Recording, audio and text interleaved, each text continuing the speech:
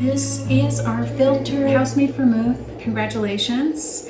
And I want to show you how we make a Negroni cocktail in our house. It's one of our favorite cocktails. Using your own vermouth, you'll want to fill your cocktail glass with ice, and we'll do equal parts, 1 ounce of your special vermouth,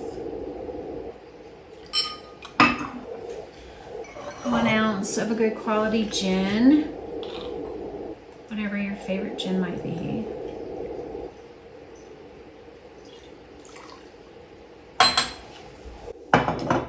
and 1 ounce Campari.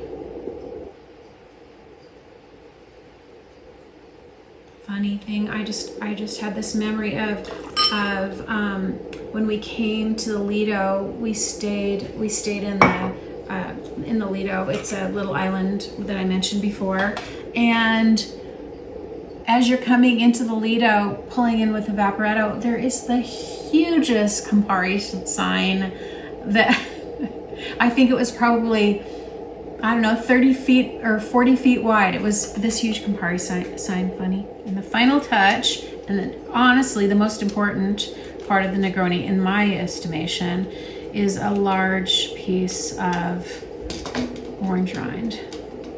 Typically in Italy, they'll have this cocktail before dinner and they'll serve it with some salty nut. And the salt and the bitter are a perfect accompaniment. Chin chin.